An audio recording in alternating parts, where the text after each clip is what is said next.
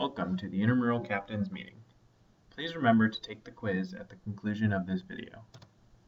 Captains have numerous responsibilities, including understanding team policies, relaying information to team members, and game day procedures.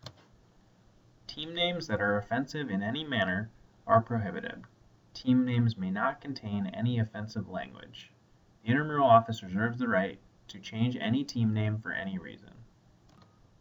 Only rostered participants are eligible to play. To be added to the roster, players must accept the roster invitation from the captain, complete the online waiver, and complete the online quiz. To be eligible for playoffs, players must be listed on the roster prior to the end of the regular season. Additionally, teams may not have more than 2 sport club athletes of the same or a related sport, and teams may not have any intercollegiate or professional athletes of the same or a related sport. If your team will be unavailable during your scheduled games, we ask that you email the intramural office by 4 p.m. on game day or 4 p.m. on Friday for weekend games. Your team will be credited with a loss, but it will not be a forfeit, and thus your team will still be eligible for playoffs. However, 2 defaults will result in removal from the league without a refund. A forfeit is when no players are present at game time and no notification is given, or when sportsmanship issues lead to a game being canceled by the officials. All teams who forfeit are no longer eligible for playoffs. On to the squash playing rules. Singles is played with 1 player per side, while doubles is played with 2 players per side. A match consists of the best of 5 games, with games being played to 11 points. Only the serving team may score. Intramural squash has a 55-minute time limit. Whichever team is ahead at the end of 55 minutes wins the match.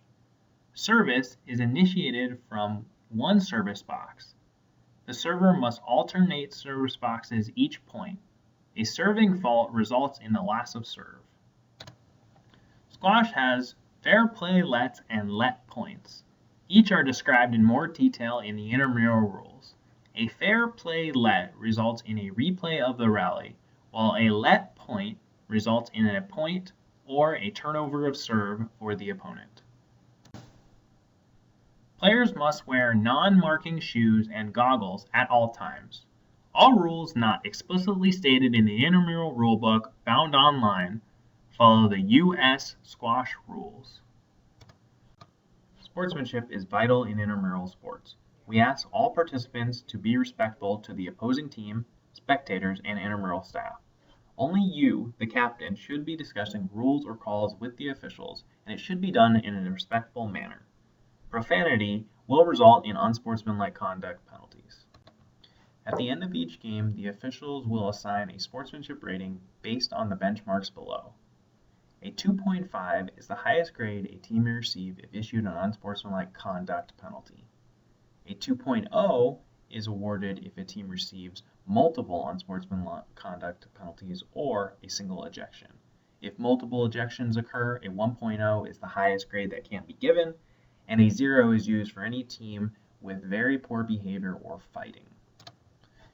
Individual players may be ejected and suspended for the following reasons: participating under an assumed name, dissent towards the intramural staff, earning 2 unsportsmanlike conduct penalties in the same game, using offensive or vulgar language directed at another individual, fighting or violent behavior, and possession of alcohol or participating while intoxicated.